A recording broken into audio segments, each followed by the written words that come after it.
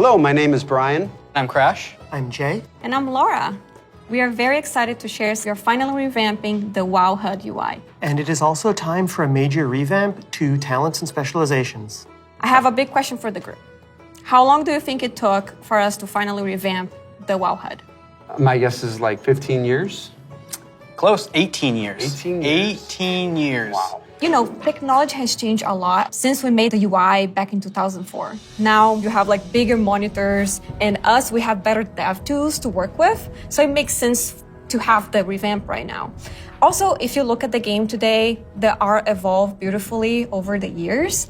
And if you look at the HUD looks like it got frozen in time. So when we approached this, we wanted to create a layout experience that players could customize, move things around, adjust it to fit their needs. Add-ons today, they do a lot for player customization. The downside is that not everybody uses them. It's about time that everybody has the opportunity to use them, that they become a part of the base UI. Yeah, and we are working very closely with our user research team to make sure we are hitting the goals that our player needs. It allowed us to add new functionality, to improve accessibility in a lot of areas, and on top of that, we are going to be improving the art. Yeah, so the art update, it's a big part of this project. The UI that we have today has a lot of charm and personality, and players have been using that for 18 years. So with that in mind, we want to respect the players who really like the current UI, but do a modern take to it, removing the clutter and giving more visibility for your gameplay.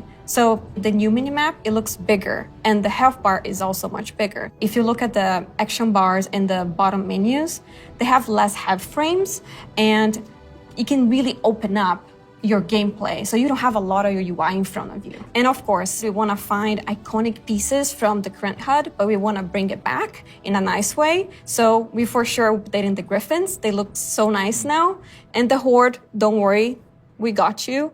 You're going to have your version as well. So let's talk about the edit mode. We are putting a mode in that will let players move various HUD elements around on the screen.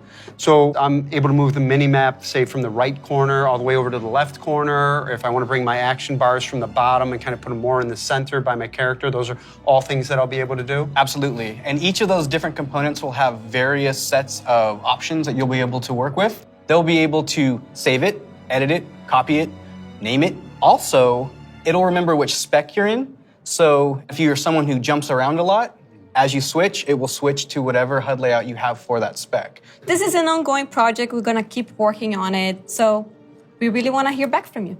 A project that we're all excited about that we've been collaborating a lot on is something that's pretty UI intensive, and that's the talent system. It hadn't changed in a long time, like you said before, and we really started with how can we have players have more choice over what their character has?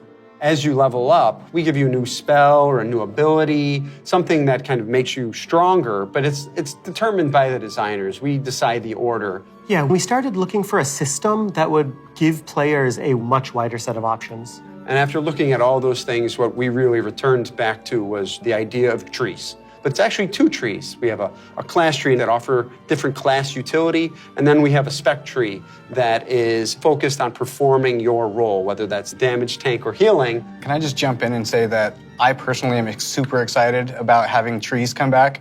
There's a big nostalgia hit for me. As we said, we have these two trees because we feel like picking a specialization is a really important part of your World of Warcraft character now. And so we want to make sure that when you choose that, it kind of affects the tree in some way. Yeah, as soon as you open your talent tree, you'll see something new. The class side will have some abilities filled out for free, just kind of starting you off in that spec you've chosen, but then you'll have your first point to spend in the class tree, which could be something related to that spec or role, or it could be something from elsewhere in the class. There's a lot of things that we can do here, and part of that is encouraging players to perhaps make combinations that they've never really been able to see in the game before. This is an opportunity to put a lot more art and fantasy in the actual talent UI itself. You have seen that a lot through most recent expansions, but not at the base UI. We want you to be able to tinker with it. We want you to be able to make a lot of changes at a lot of times and not necessarily have to commit. The power really is coming back to the player.